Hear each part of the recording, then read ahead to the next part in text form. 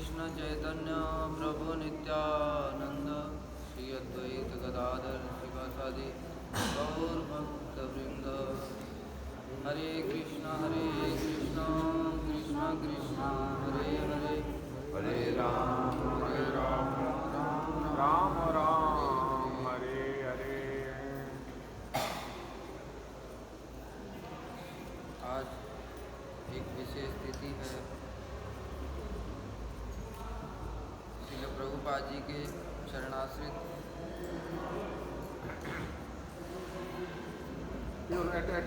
इसको चेंज करो। श्रील भक्ति कमल मधुसूदन गोसाई महाराज जी का आज आविर्भाव दिवस है।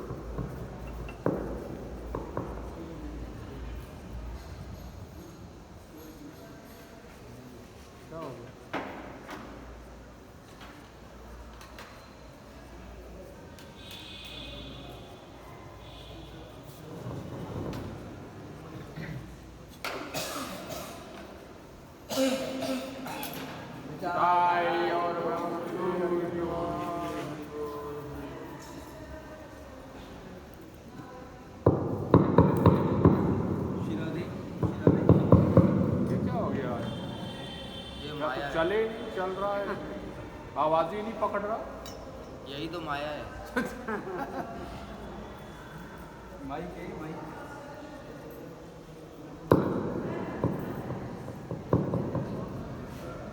ब्रह्मोल लीला में ब्रह्मा जी ने बछड़े चुराए, सगा भी चुराए। उनको लग रहा है मैंने चुराया, लेकिन वो कुछ नहीं चुराया। यही तो माया है। उसको लगा प्रकार से माइक है, बज भी रहा है, लेकिन वो आवाज नहीं आ रही।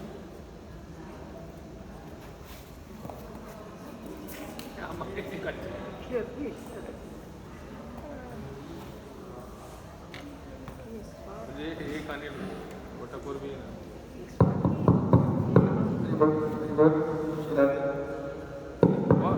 छेड़खानी करी, देखो छेड़खानी करी होगी।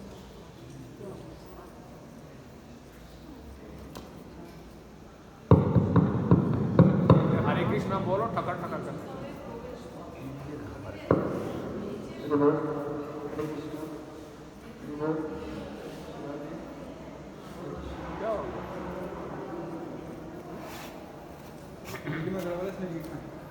लीड चेंज करो।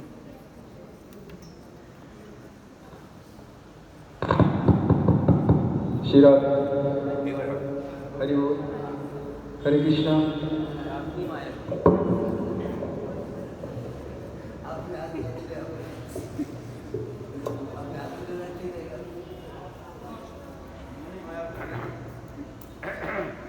ये तो आपकी माया थी। लोग परेशान हो गए बेचारे।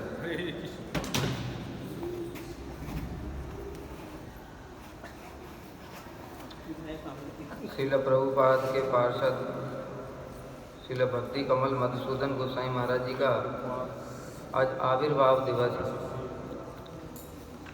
हमारे लिए उनका बहुत महत्व है। क्यों? क्योंकि उन्होंने ही प्रचार करके हमारे गौड़ी वेदांत समिति के जो 3 स्तंभ हैं, उनमें से 2, एक श्रील भक्ति वेदांत त्रिविक्रम गोसाई महाराज जी और एक हमारे गुरुदेव श्रील भक्ति वेदांत नारायण गोसाई महाराज जी, उन दोनों को प्रचार करके लेकर के मठ में आए थे। पहले श्रील प्रभुपाद के प्रकट होने के बाद में वो हमारे परम गुरुदेव के साथ ही रहते थे। श्री गौड़ी वेदांत समिति में प्रचार सेवा इत्यादि कार्य किया करते थे। उनके जीवन के विषय में कुछ हम लोग सुनते हैं। श्रील प्रभुपाद के कोई विषय से साधारण नहीं है।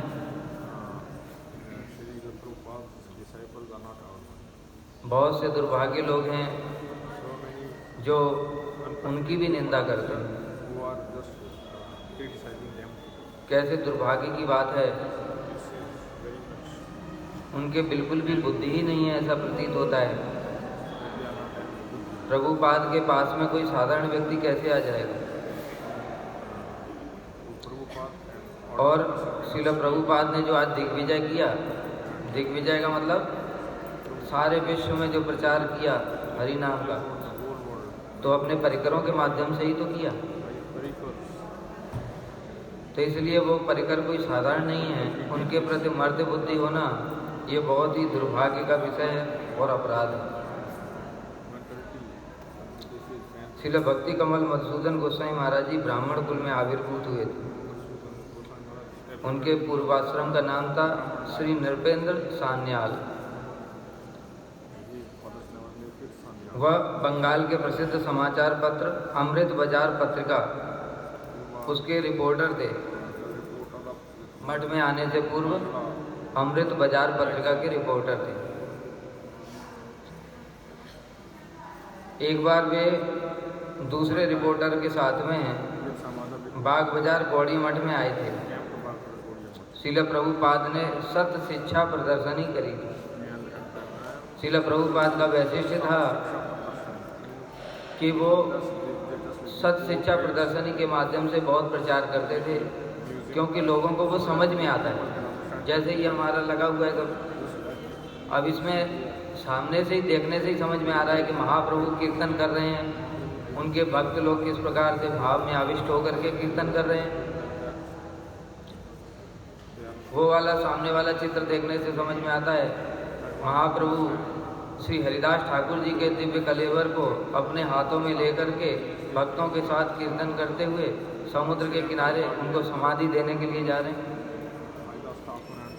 तो चित्रों के माध्यम से हमको बहुत जल्दी समझ में आता है और चीज़ें भी याद रहती हैं। इसलिए श्रील प्रभुपाद चित्र के माध्यम से बहुत सारी जगह ये इस प्रकार की प्रदर्शनी लगाया करते थे और उसमें ब्रह्मचारियों को सेवा में नियुक्त करते थे कि तुम ये जो जो लोग यहाँ पर आएंगे उनको ये सब समझाओ। सभी जगह ऐसा होना चाहिए, इसलिए तो ये हमारे गुरुवर्ग ने ये सब चित्रकारी करवाई है मठ में। किंतु धीरे धीरे ये सब लुप्त होता जा रहा है, कोई कुछ करना ही नहीं चाहता। बड़ी समस्या है, क्या किया जाए। लेकिन जिसको भजन करना है वो समझेगा इन बातों को कि ये प्रभुपाद ने ये परंपरा चलाई है, तो हम खुद ही अगर ये करेंगे अपने आप ही, तो ये प्रभुपाद की सेवा होगी।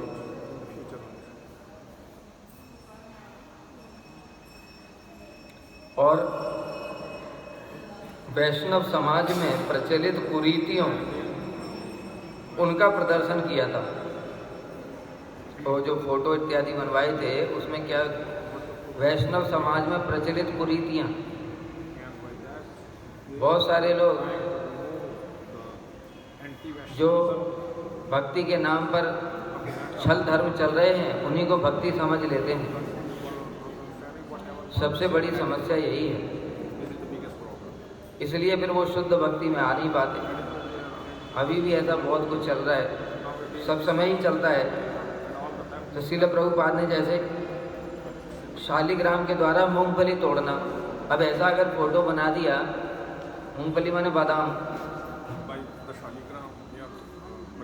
बादाम होता है ना, बंगाल में उसको मूंगफली को बादाम कहते हैं।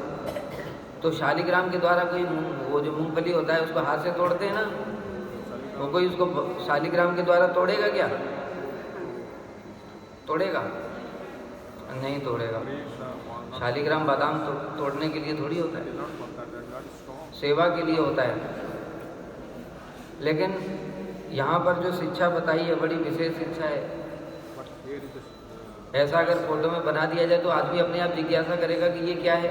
कोई व्यक्ति अगर शालिग्राम से बादाम तोड़ रहा है तो देख करके हमको पूछना पड़ेगा ना ये क्या है। जैसे यहाँ भी अगर कोई चित्र है हमको समझ में नहीं आएगा तो हम किसी से पूछेंगे भाई ये कौन सी लीला है, ये हमको समझ में नहीं आ रही।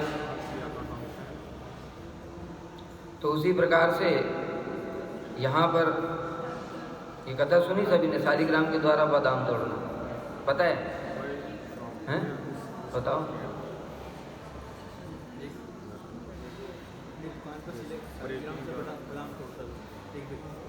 ग्राउंड पर शालिग्राम।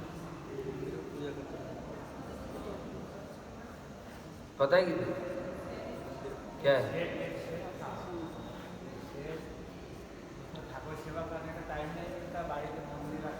हाँ, एक सेठ था, अमीर व्यक्ति, उसके मंदिर में शालिग्राम था। ठाकुर जी की सेवा के लिए टाइम नहीं मिलता, इसलिए एक उसने पुजारी रखा। तो एक दिन जो पुजारी है वो भीतर से आवाज़ आ रही, तो सेठ ने झांक करके देखा तो देखा शालिग्राम से वो बादाम तोड़ रहा था। बादाम टूट नहीं रहा था तो बादाम तोड़ रहा था शालिग्राम। तो कहने का मतलब क्या है कि शालिग्राम जो भगवान है उनके प्रति मर्द बुद्धि करना, पत्थर का उसे काम लेना। और दूसरा, ठाकुर जी जो हैं उनसे अपनी इच्छा की पूर्ति करना, यानी कि भगवान से अपनी सेवा कराना, उनके द्वारा अपना भोग वृत्ति, ये शालिग्राम के द्वारा बादाम तोड़ना। पैसे लेकर के विग्रह के दर्शन कराना। बहुत सी जगह ठाकुर जी के दर्शन तभी मिलेंगे जब पहले पैसे जमा करें। अब ये कौन सी नई लीला है? भगवान ने तो ऐसा कोई सिस्टम बनाया क्या कि मेरे दर्शन के लिए तुमको पैसा लगेगा? लेकिन मनुष्यों ने बना दिए। ये क्या है? ये भी कुरीतियाँ हैं। भागवत जीवी तथा मंत्र जीवी। भागवत जीवी किसको कहते हैं? जो भागवत कथा बोल करके अपनी जीविकोपार्जन करता है। भागवत कथा कभी भी पैसे कमाने की कोई वस्तु नहीं है। श्रीमद् भागवत के द्वितीय मंगलाचरण श्लोक में, तृतीय मंगलाचरण श्लोक में क्या बता रहे हैं? निगम कल्प तरोर गलितम फलम सुख मुखादमृत द्रव संयुतम पिबत भागवतम रसम आलयम मुहुरौ रसिका भुवि भावुका। अरे ये भागवत कोई साधारण वस्तु नहीं है, ये रसिक भक्तों के लिए है। ये कोई स्टडी मटेरियल भी नहीं है। बहुत सारे कोर्स भी चल रहे हैं भागवत के, ये कोर्स मटेरियल थोड़ी है भागवत। ये फिजिक्स केमिस्ट्री मैथ की तरह कोर्स पढ़ाना शुरू कर दिया भागवत का। श्लोक याद करा दिए, कुछ कुछ तरीके बता दिए, उसके बाद जाओ भागवत करो, पैसे कमाओ, दवा करो। ये भागवत क्या है? ये भागवत साक्षात कृष्ण का स्वरूप है। कृष्ण के स्वरूप का आस्वादन कौन कर सकता है? जो रसिक है। मुहुरौ रसिका भुवि भावुका। जो रसिक है केवल वही कृष्ण की लीलाओं का आस्वादन कर सकता है। इसके अतिरिक्त तो और कोई कल्पना भी नहीं कर सकता कृष्ण के विषय में, कल्पना भी नहीं कर सकता।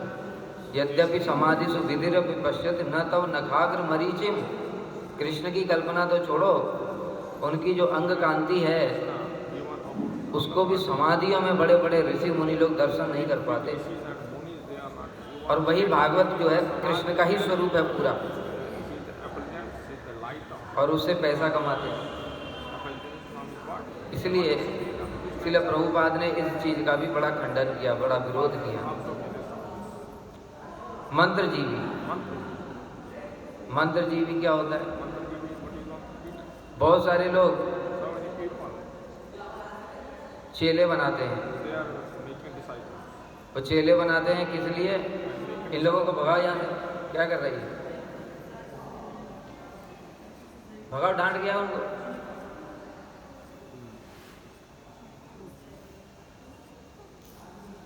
कथा में शोर कर रहे हैं, फालतू की इधर उधर बात कर रहे हैं।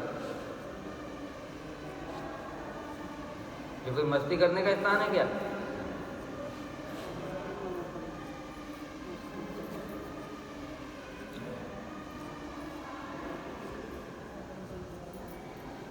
मंत्र जीवी। हम बड़े धनी धनी शिष्य बनाएंगे और शिष्य बना करके शिष्य पैसा देंगे, उससे हमारी जीविका चलेगी, उससे हमारे सारे भोग ऐश्वर्य सब कुछ चलेगा। इस प्रकार से मंत्र जीवी। ब्राह्मण होने पर भी मांस मदिरा आदि का सेवन करना। किसी शास्त्र में ऐसा लिखा है कि हम ब्राह्मण के लिए मांस मदिरा खाना चाहिए, फिर भी खाते हैं और अपने आप को ब्राह्मण बोलते हैं। बाबा जी का वेश लेने पर भी स्त्री को निर्लज्जता पूर्वक अपने साथ में रखने जैसे। बाबा जी का वेश ले लिया मतलब सभी के लिए है। त्यागी का वेश ले लिया, त्यागी का वेश लेकर के स्त्री संग करना, ये निर्लज्जता पूर्वक मतलब संसार की चिंता भी नहीं है। लोग क्या कहेंगे? अरे लोग जो कहेंगे खैर वो तो अलग की बात है, किंतु उससे सबसे बड़ी समस्या क्या पैदा होती है? सारा साधु समाज ही बदनाम हो जाता है। इसलिए अपने आचरण को देखना चाहिए साधु को। साधु का आचरण मतलब क्या है? एक स्टैंडर्ड होता है। लोग साधु लोग भी सम्मान चाहते हैं, लेकिन सम्मान तो तब मिलेगा ना जब तुम्हारा आचरण भी वैसा हो। इसलिए अपना आचरण वैसा ही करना पड़ेगा जैसा हमारे गोस्वामियों का था, जैसा श्रील प्रभुपाद का था, हमारे गुरुवर्ग का था। उस प्रकार के आचरण करो, देखो अपने आप सम्मान मिलेगा। और आचरण करोगे विषयी जैसा और सम्मान चाहोगे साधु जैसा, तो कैसे संभव है? महाप्रभु ने सनातन गोस्वामी को शिक्षा क्यों दी? क्या सनातन गोस्वामी को शिक्षा देने की जरूरत है क्या? वो भगवान की मंजरी है, महाप्रभु के पार्षद हैं, लेकिन फिर भी उनके द्वारा शिक्षा दे रहे जगत को। 3 स्वर्ण मुद्रा का कंबल पहनते हो और भिक्षा करके खाते हो, जगत क्या बोलेगा? तो इस प्रकार से हमको भी समझना चाहिए, हर चीज़ बताई नहीं जाएगी, खुद अपना आचरण करके दिखाना चाहिए। लेकिन लोग करते नहीं हैं। कामातुराणाम न लज्जा न भयम। जो कामी व्यक्ति होता है उसको कोई लज्जा नहीं होती कि मैं साधु हूँ, मुझे लोग क्या कहेंगे, ये भी नहीं सोचते। समाज क्या कहेगा, और समाज मुझे कहेगा तो कहेगा, बाकी सारे साधु समाज को भी मैं बदनाम कर रहा हूँ, उनको भी कहेगा मेरी वजह से। इससे अच्छा तो गंगा जी में डूब करके मर जाना चाहिए, अथवा जाकर के वेश त्याग करके फिर जाकर के गृहस्थ हो जाओ। लेकिन सम्मान भी चाहिए साधु जैसा, तो कपड़ा साधु वाला पहनेंगे, और भोग भी करना है तो स्त्रियों का संग भी करेंगे। बड़ा मुश्किल, नरक में निश्चित रूप से जाएंगे। इस प्रकार के दृश्यों को प्रदर्शित किया गया था। तो इन सब चीज़ों को जानने के लिए, क्योंकि बताया अगर कोई बाहर से कोई व्यक्ति आता है तो उसके लिए तो ये सारे सीन नया है ना, वे पूरा ये जो लगाया। तो इसलिए श्री नृपेंद्र सान्याल ने बहुत सारे प्रश्न पूछे गौड़ी भक्तों से उनके विषय में कि ये क्या लीला है, ये क्या लीला है, ये क्या लीला है, इस प्रकार से। तो भक्तों ने भी उनके उत्तर दिए, और उत्तर देने के पश्चात में उनको अपने गुरु जी के बारे में बताया, श्रील प्रभुपाद के विषय में। वहाँ पर उनको ले गए, तब उनको पहली बार श्रील प्रभुपाद के दर्शन हुए। श्रील प्रभुपाद ने उनको भागवत धर्म की शिक्षा दी, भागवत परंपरा, ब्राह्मण और वैष्णव क्या है, ये सब चीज़ें बताई। और रिपोर्टर थे, रिपोर्टर तो वैसे ही बड़े इंटेलिजेंट होते हैं, वो सारी चीज़ों को अच्छे से एनालाइज करते हैं, तो इसलिए उन्होंने ये सब बातें अच्छे से समझी। और श्रील प्रभुपाद तो स्वयं शुद्धा सरस्वती के अवतार हैं, इसलिए उनके मुख से हरि कथा सुनकर के कौन भला आकर्षित नहीं होगा। एक बार भी उनके दर्शन कर लेते, ऐसा उनका व्यक्तित्व था, सीधे आकर्षित हो जाते थे। कितने सारे लोग ऐसे प्रभुपाद के पास में आए। श्रील भक्ति प्रमोदपुरी गोस्वामी महाराज जी कैसे आए पता है?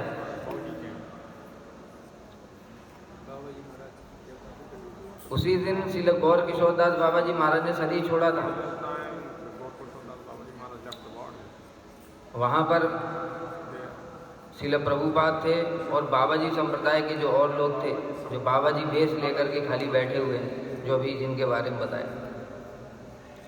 तो श्रील प्रभुपाद ने कहा गौर किशोरदास बाबा जी महाराज जी का मैं अकेला शिष्य हूँ, इसलिए कोई इनके शरीर को स्पर्श भी नहीं कर सकता।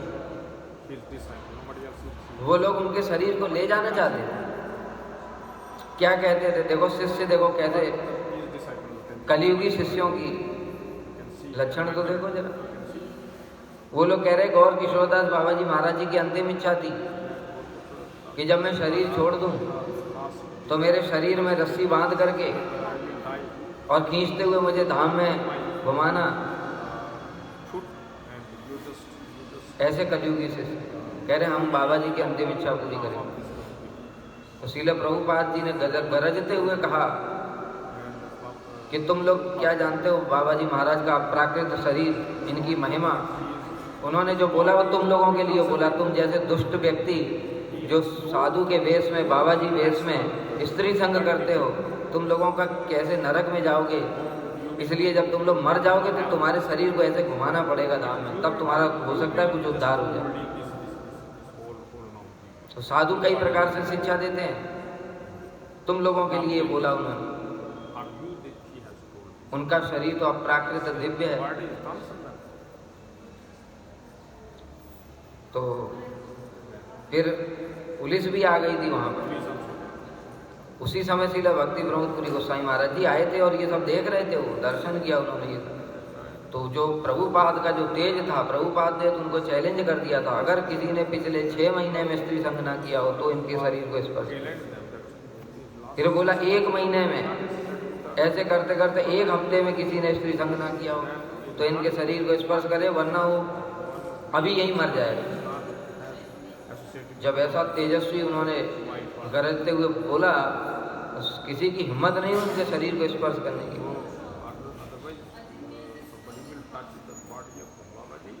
ऐसे दर्शन किए जब श्रील भक्ति प्रमोदपुरी गोस्वामी महाराज ने उस समय, तो उनके बहुत प्रभावित हुए और तब श्रील प्रभुपाद के पास में आ गए। ऐसा प्रभुपाद का व्यक्तित्व था।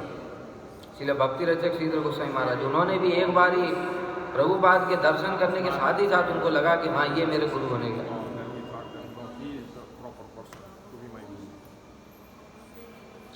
तो इस प्रकार से प्रभुपाद की वीरवती कथा का उन पर बड़ा प्रभाव पड़ा और उसके बाद में धीरे धीरे वो मठ में आने लगे और श्रील प्रभुपाद से हरि कथा सुनते थे, साधु संग करते थे, मनुष्य जीवन की सार्थकता, सत संप्रदाय की महिमा, ये सब उन्होंने सुना। और फिर उन्होंने निर्णय लिया कि मैं इन महापुरुष का दास बन करके सारे जीवन भगवान का भजन करूं। बताए ना प्रभुपाद का, जैसे श्रील भक्ति वेदांत स्वामी महाराज जी विदेश में गए, कैसे कैसे लोग भक्ति में आ गए उनके प्रभाव से। क्यों? मैग्नेट होता है भक्ति, मतलब मैग्नेट। इसलिए हम कहते हैं, बार बार कहते हैं कि ये मत सोचो कि हम बहुत अच्छी कथा बोलने लगेंगे तो लोग आ जाएंगे प्रचार होकर के। गलत बात है बिल्कुल। अगर कथा सुन करके, अच्छी कथा सुन करके लोग आएंगे तो उनके अंदर कुछ ना कुछ कामना रहेगी कि मैं भी इनके जैसा हो जाऊं।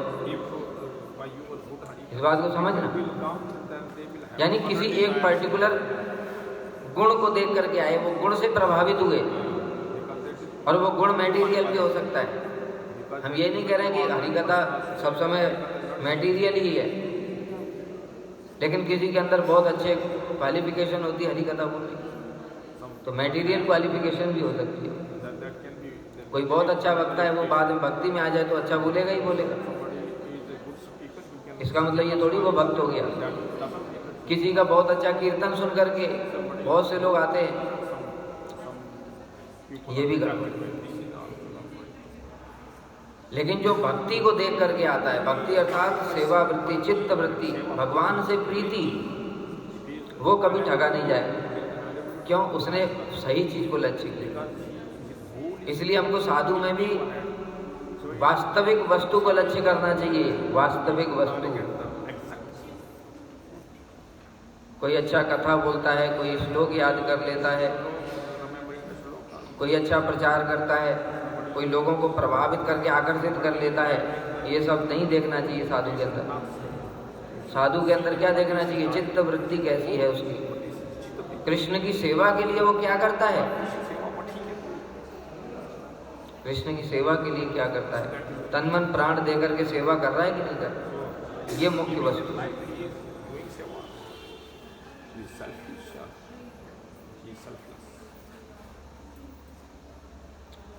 इसलिए उन्होंने श्रील प्रभुपाद को बताया अपने मन की बात, तो श्रील प्रभुपाद ने उनको हरि नाम और दीक्षा प्रदान की, और नाम प्रदान किया श्री नरोत्तमानंद ब्रह्मचारी।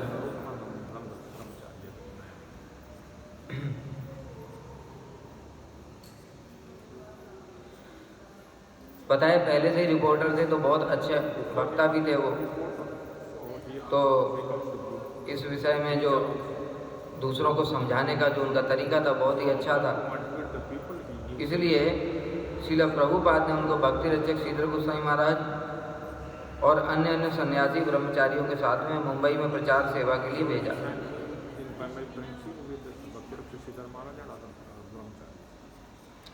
उस समय मुंबई में एक व्यक्ति थे श्री MP इंजीनियर,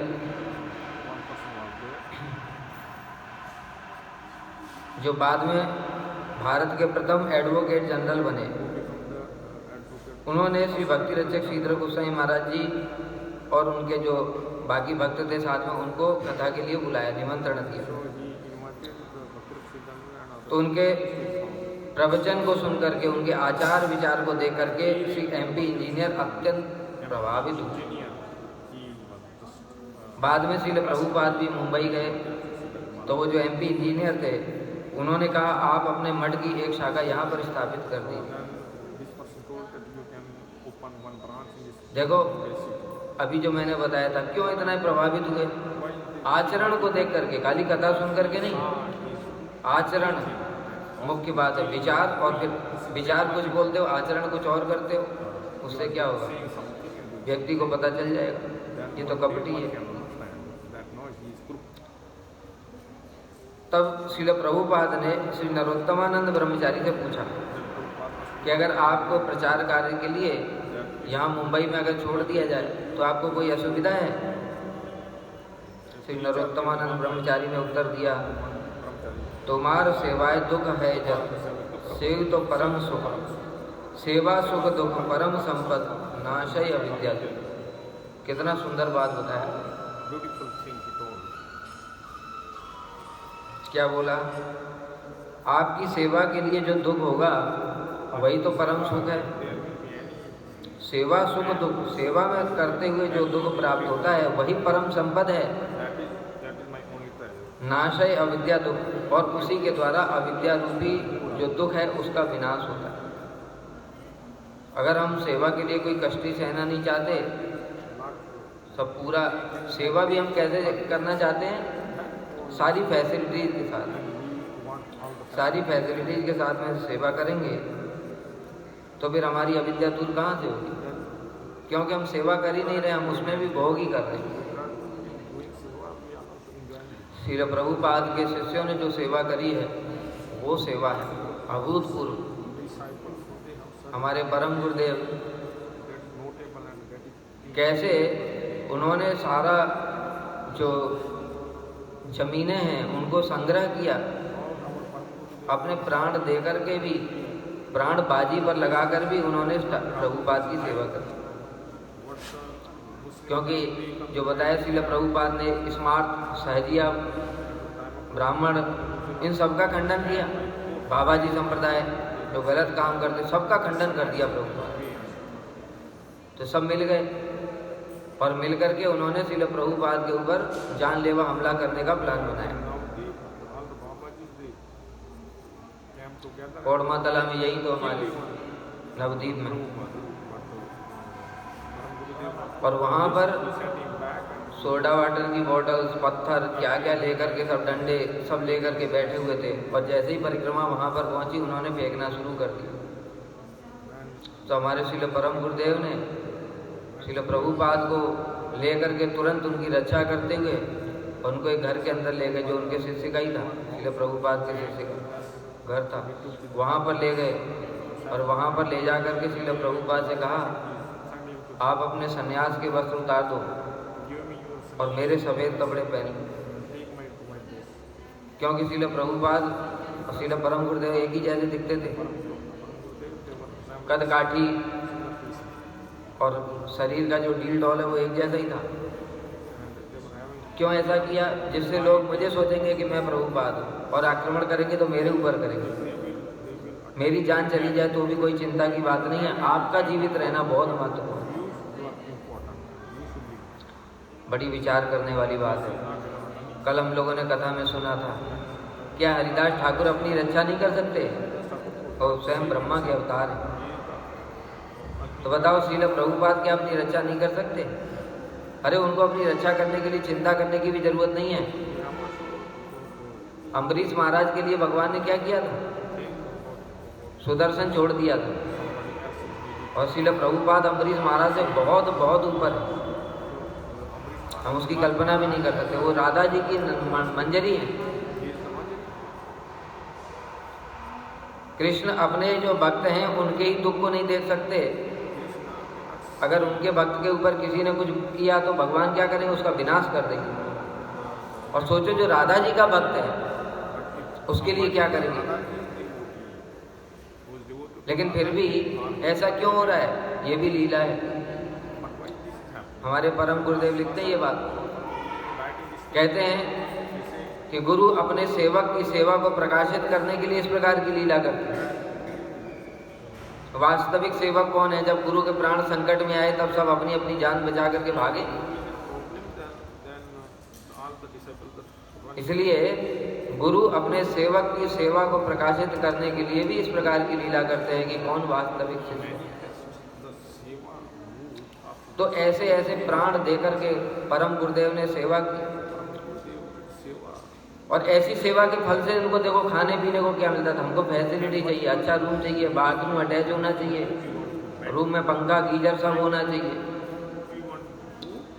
एक बार परम गुरुदेव प्रसाद पा रहे थे 2 ब्रह्मचारियों के साथ। अन्न नहीं था, केवल साग ही साग था। उसी समय श्रील प्रभुपाद आ गए और कहते हैं क्या भंडार में अन्न नहीं है क्या? तो हम होते तो क्या बोलते हैं? नहीं है, खाने को कुछ भी नहीं मिल रहा है। परम गुरुदेव ने क्या बोला? परम गुरुदेव ने कहा प्रभुपाद हम लोग वैरागी का अभ्यास कर रहे हैं। मतलब प्राण देकर के सेवा कर रहे हैं, उसके बदले में क्या खाने को कुछ भी नहीं मिल रहा है। फिर भी गुरु से शिकायत नहीं कर रहे हैं कि हमको ये दो खाने के लिए चाहिए हमको। उल्टा क्या बोल रहे हैं? हम लोग वैरागी का अभ्यास कर रहे हैं, नहीं तो प्रभुपाद को पता चलेगा तो कितना दुख होगा हमको। इसको कहते सेवक, इसको कहते भक्ति। अब यही स्टैंडर्ड है, हम सबको ही ऐसा बनना पड़ेगा। जब तक नहीं बनते तब तक सोच लो हमसे भक्ति बहुत दूर है, और कृष्ण भी उतने ही दूर है। जिस दिन ऐसे बन जाएंगे उस दिन सब कुछ प्राप्त हो जाएगा। तो ऐसे एक नहीं, सारे के सारे भक्ति सारंग गोस्वामी महाराज जी का सुनते। विदेश में प्रचार के लिए प्रभुपाद ने भेजा, एक पैसा भी लेकर के नहीं गए विदेश में। अब बताओ विदेश में जा रहे हैं तो कहाँ रहेंगे, क्या खाएंगे, कैसा क्या करेंगे? कुछ भी नहीं हाथ, और फिर भी वहां जाकर के प्रचार करें। श्रील भक्ति वेदांत स्वामी महाराज जी को देखा, वो भी विदेश गए थे, क्या था उनके पास? ऊपर से जहाज में 2 हार्ट अटैक भी आ गए। तो इस प्रकार से प्राण देकर के गुरु सेवा होती है। सारी फैसिलिटीज के साथ में गुरु सेवा नहीं होती, गुरु भोग होता है। गुरु से हम अपने शरीर के लिए सारी फैसिलिटी चाहते हैं। तो इसलिए यही बात वो श्रील नरोत्तमानंद ब्रह्मचारी कह रहे हैं, क्या तुम्हार सेवाए दुख है जब सही तो परम सुख। और ऐसी सेवा करते हुए जो दुख मिलता है तो साधक क्या सोचता है? जैसे बताया परम गुरुदेव का, साधक सोचता है आज मेरा जीवन सफल हो गया, आज ये शरीर गुरु जी की सेवा के लिए कुछ लग पाया, आज ये जीवन सार्थक हो गया। बड़ा सुंदर इस विषय में कथा आती है। श्रील रामानुजाचार्य की एक शिष्या थी, बहुत गरीब। श्री रामानुजाचार्य जी उसके घर में गए। घर में खाने के लिए कुछ भी नहीं था। पति बाहर गया था भिक्षा करने के लिए, भिक्षा में कुछ भी मिला नहीं। तो वो सोच रही है मैं गुरु जी की सेवा कैसे करूं। गुरु जी आए हैं, खाने के लिए कुछ भी नहीं है। उनको आसन दिया, पानी इत्यादि पिलाया। फिर उसके मन में एक बात आई। पास में ही एक सेठ रहता था, वो सेठ उसके प्रति भोग दृष्टि रखता था। तो उसके मन में आया कि ये शरीर क्या है, ये तो एक दिन नष्ट ही हो जाएगा। इस शरीर से अगर मैं गुरु की सेवा कर लूं तो ये जीवन सार्थक हो जाएगा। तो वो सेठ के पास गई और उसने कहा कि देखो तुम्हारी जो इच्छा है मैं पूरी करूँगी, मेरे गुरुजी आए हैं तो उनके खाने के लिए कुछ सामान दे दो। तो उसने खुश हो गया, वो तो खुश होकर के जो जो उसको चाहिए था सब दे दिया। वो घर आ गई, रसोई बनाई, ठाकुर जी को भोग लगाया, गुरु जी को दिया, श्रील रामानुजाचार्य उन्होंने प्रसाद पा लिया। उसी समय पति आ गया। पति ने जब देखा गुरु जी आए हैं तो अपनी पत्नी से पूछा कि गुरु जी आए हैं हमारे लिए, तो हमारे पास तो कुछ भी नहीं है। तो उन्होंने कहा आप चिंता मत करो, मैंने सब खिला पिला दिया। तो कहते कहाँ से आया?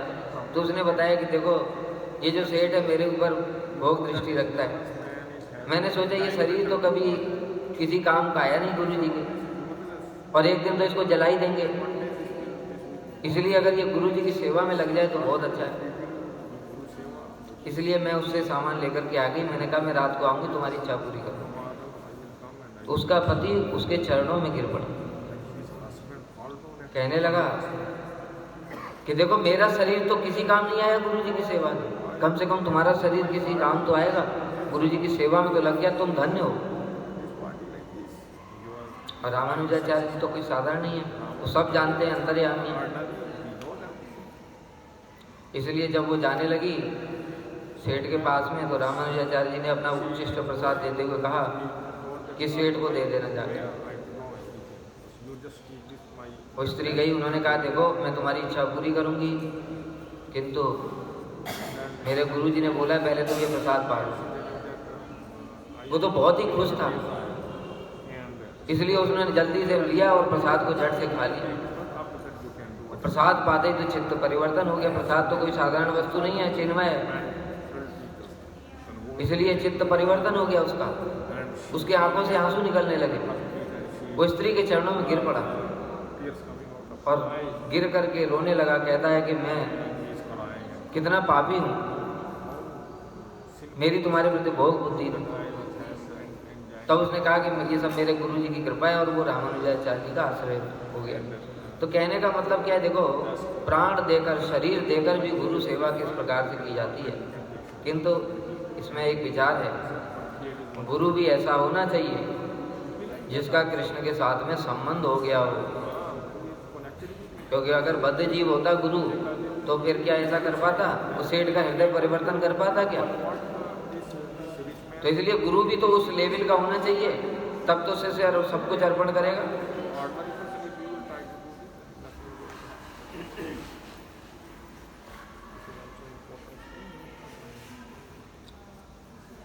तब श्रील प्रभुपाद के आदेश से श्री नरोत्तमानंद ब्रह्मचारी मुंबई में ही रह गए। वहाँ पर उन्होंने प्रचार किया। श्रील प्रभुपाद ने स्वयं उनके लिए अपना जो साइन किया हुआ वो श्रीमद् भागवत उनके लिए भिजवाया था, श्री नरोत्तमानंद ब्रह्मचारी के लिए। उसको देख करके बड़े प्रसन्न हुए। गुरु जी ने भेजा है। गुरु जी की कोई भी वस्तु कितनी गुरुत्वपूर्ण होती है, इस प्रकार का भाव होना चाहिए। लेकिन कैसे कैसे लोग हैं, गुरु के अप्रकट होने के बाद में उनकी चीज़ों को हड़पते हैं, लूट मचती है। किस लिए? 1-1 लाख 2-2 लाख में बेच दें। कली का प्रवेश सब जगह है। और जो देखो किस प्रकार से भावना होनी चाहिए। गुरु जी ने मेरे लिए ये श्रीमद् भागवत भेजा, इसका मतलब गुरु जी चाहते हैं मैं भागवत का प्रचार करूं। तो फिर उन्होंने श्रीमद् भागवत ग्रंथ को अच्छे से अध्ययन किया। आचार तो उनका अच्छा था ही, तो फिर उन्होंने श्रीमद् भागवत के द्वारा बड़ा प्रचार किया। बड़ी सुंदर व्याख्या करते थे श्रीमद् भागवतम की, और प्रत्येक वस्तु को बड़े अच्छे से सुंदर तरीके से उदाहरण और तर्क सहित समझाते थे।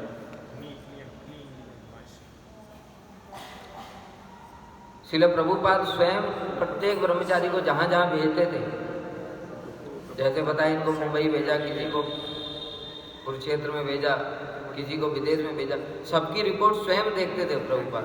कौन क्या कर रहा है, किस प्रकार से प्रचार हो रहा है, और जैसा वो प्रचार करके आते थे उसके अनुसार फिर उनका उत्साहवर्धन करते थे। तो इसी प्रकार से श्रील प्रभुपाद को जब श्री नरोत्तमानंद ब्रह्मचारी के प्रचार इत्यादि के विषय में पता चला तो उन्होंने फिर उनको गौर आशीर्वाद प्रदान किया और भक्ति कमल की उपाधि प्रदान की, भक्ति कमल। इसलिए जब श्री नरोत्तमानंद ब्रह्मचारी ने श्रील प्रभुपाद के प्रकट होने के बाद श्रील भक्ति रचक श्रीधर गोस्वामी महाराज जी से संन्यास लिया था, उस समय उन्होंने फिर वही नाम दिया श्री भक्ति कमल मधुसूदन महाराज। इसलिए उनका नाम था श्री भक्ति कमल मधुसूदन गोस्वामी महाराज।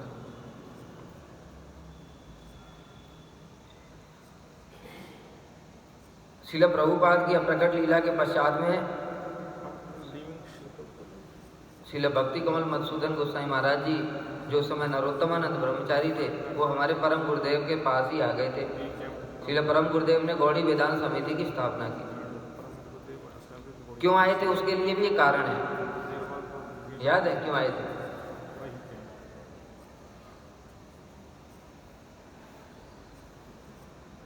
श्री भक्ति कमल मधुसूदन गोस्वामी महाराज जी का ही है, क्योंकि एक बार कुछ ब्रह्मचारियों ने श्रील प्रभुपाद को पत्र लिखा था शिकायत करते हुए, परम गुरुदेव की शिकायत करते हुए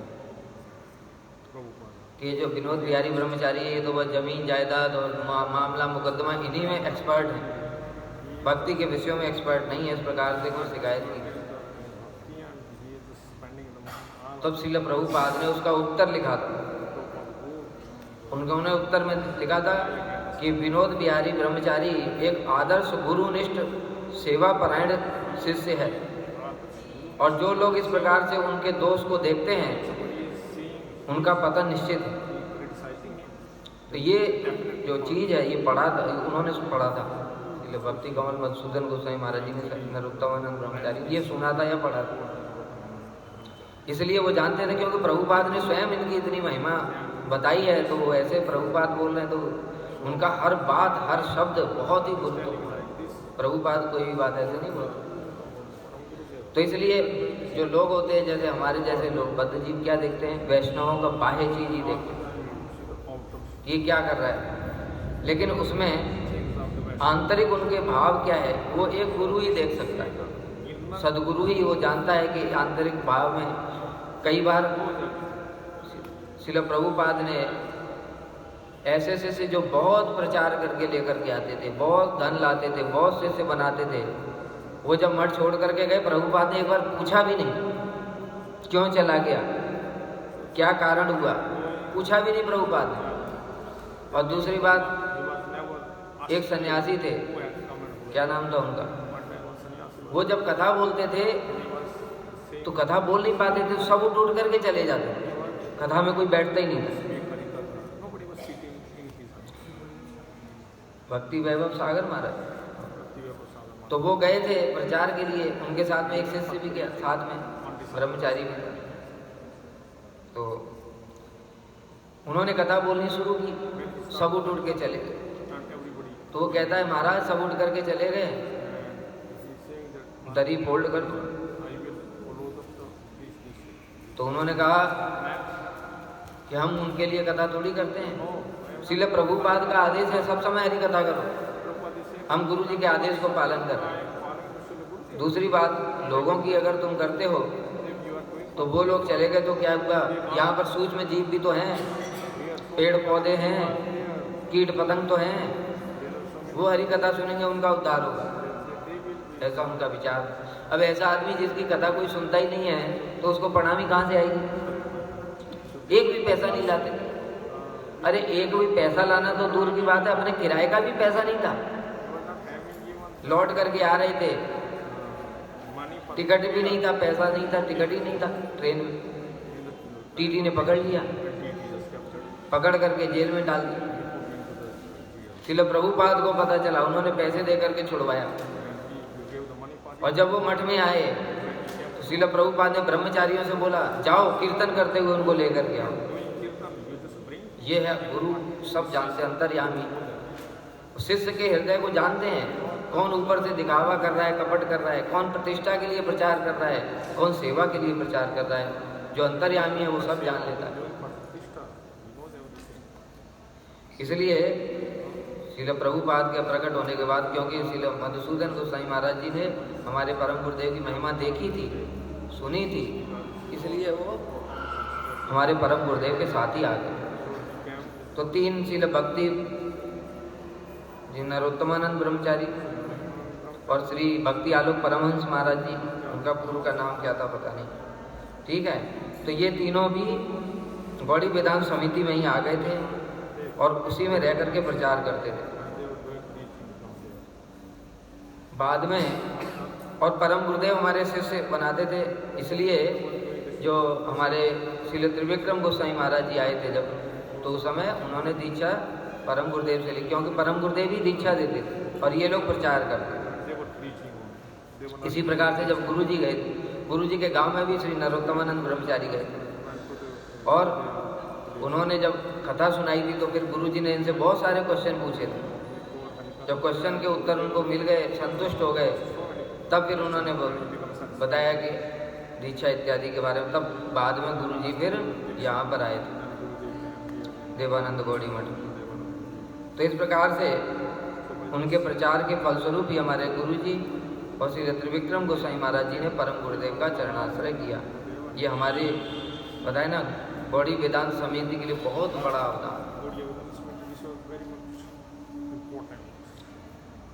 फिर बाद में किसी कारण से वो जब अलग हो गए तो उन्होंने फिर मायापुर में अपना मठ बनाया था अलग से।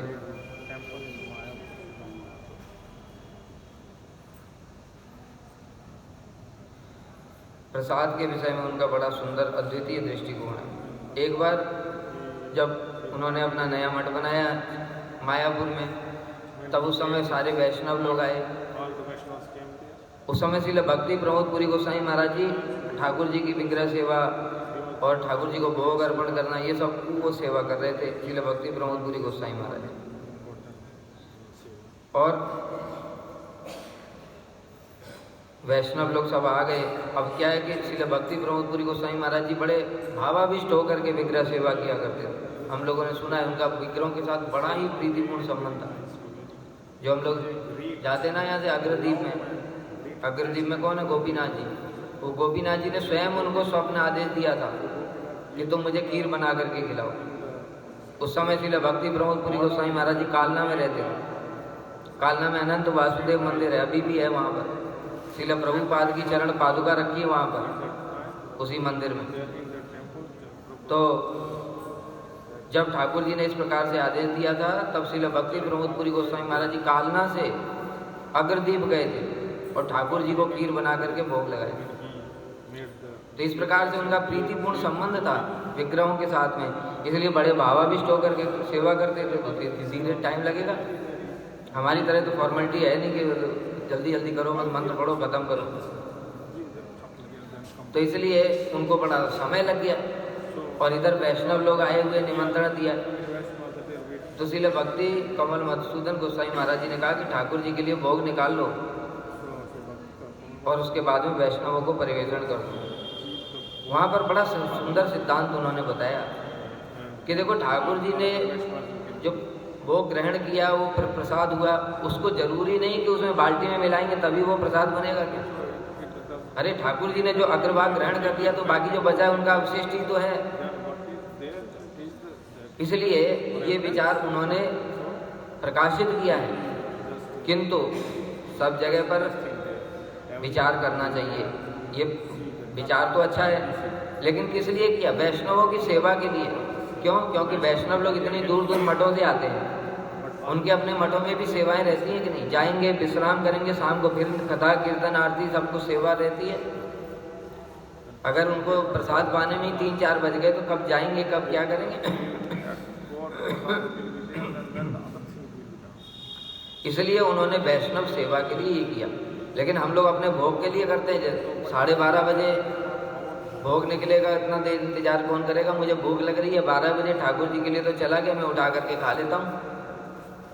ये नहीं चलेगा बिल्कुल, भोग वृत्ति बिल्कुल नहीं चलेगी। वो सेवा के लिए किया है, सेवा के लिए किया तो चलेगा, लेकिन भोग के लिए किया तो नहीं चलेगा। दूसरे कोई वैष्णव आ जाते हैं, उनको कहीं जाना है जल्दी, ठाकुर जी के लिए भोग चला गया तो उसके बाद उनको दे सकते हैं, या फिर किसी इमरजेंसी सिचुएशन में जैसे ट्रेन में ही जाना है, 40 घंटे ट्रेन में ही लगेंगे, उस समय ऐसा कर सकते हैं विशेष परिस्थिति में। नहीं तो क्या होगा, सब नियम कुछ रहेगा ही नहीं, उच्छृंखलता हो जाएगी, सब मनमानी करेंगे। ऐसे ही कर रहे हैं। बद्ध जीव को क्या चाहिए, बस एक स्टाम्प मिल जाए, उनकी ये बात को लेकर के स्टाम्प लगाने की जरूरत नहीं है, नहीं तो अपराध होगा।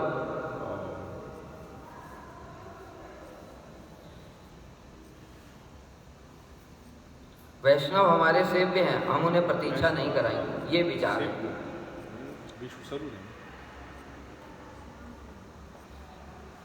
उसके बाद वैष्णव अनुगत्य में दृढ़ आग्रह। श्रील प्रभुपाद के अप्रकट होने के बाद जैसा बताया, वो श्रील परम गुरुदेव के अनुगत्य में रह करके भजन करते थे, उनके अनुगत्य में रहकर ही प्रचार इत्यादि कार्य करते थे।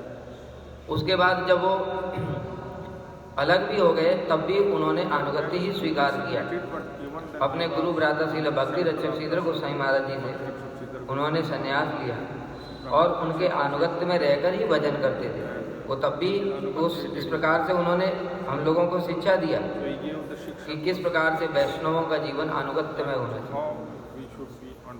अपने गुरु तुल्य जो वैष्णव हैं उनका अनुगत्य तो स्वीकार करना बहुत आसान बात है, किंतु अपने गुरु भ्राताओं का अनुगत्य कोई कर सकता है क्या? बड़ा मुश्किल। अपने गुरु भ्राताओं का अनुगत्य नहीं कर सकता। क्यों? उसके तो सारे दोष हमको पता रहते हैं।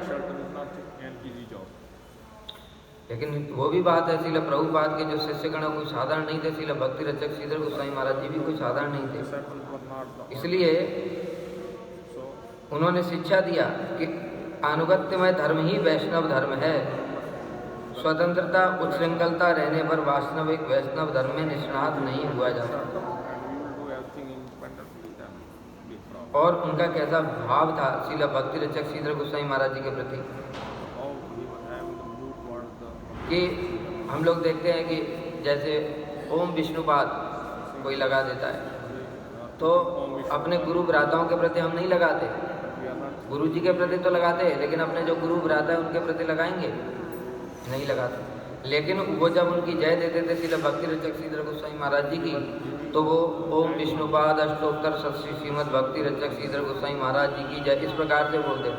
तो गुरु भ्राता को किस प्रकार से गुरु तुल्य सम्मान देना, वो कहते थे ये देखो जो शिक्षा गुरु है इनसे मैं शिक्षा ग्रहण करता हूँ, जो शिक्षा गुरु है वो भी दीक्षा गुरु का ही प्रकार है। देखो ये बात तो ठीक है, सिद्धांत सही है, किंतु फिर इसमें भी विचार है। श्रील भक्ति रक्षक श्रीधर गोस्वामी महाराज जी भी तो उस लेवल के थे, प्रभुपाद जी के थे, लेकिन बद्ध जीवों के लिए फिर ओम विष्णुपाद लगाना वो भी ठीक नहीं होता है। बद्ध जीवों के लिए लगाना वो भी अपराध ही है। जो शुद्ध भक्त नहीं है वो विष्णुपाद हुआ कैसे? इसलिए सब जगह ही विचार हैं, सब जगह हर चीज शास्त्र में देख विचार करके ही करनी पड़ती है। लेकिन आजकल तो क्या फैशन हो गया, सब कोई विचार करते ही नहीं।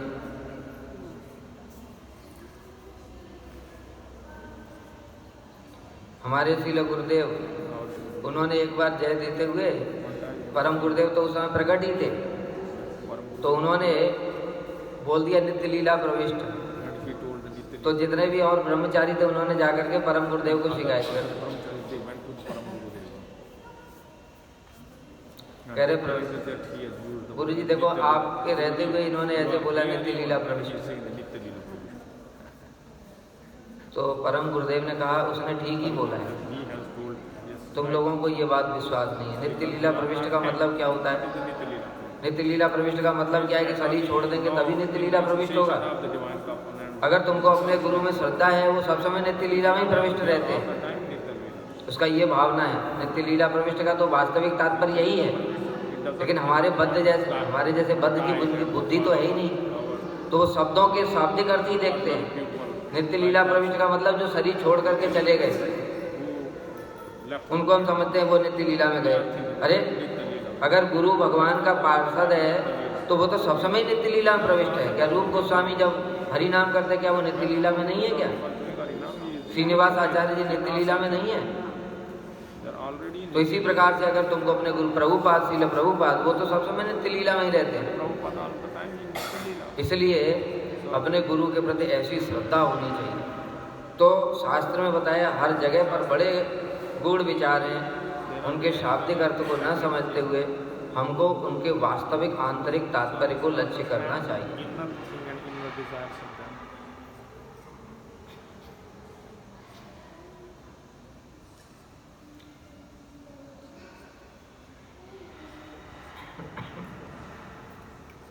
इस प्रकार से उनकी महिमा है। यहीं पर विश्राम देते वाणी को। वंशा कर्तव्य कृपा सिंधु पतितानां पावनेभ्यो वैष्णवेभ्यो नमो। बोलो श्रील भक्ति कमल मधुसूदन गोस्वामी महाराज की जय। तदी शुभ आविर्भाव तिथि महामहोत्सव की जय। सपार्षद श्रील प्रभुपाद की जय। गौर प्रेमानंदे। हरि हरि बोल।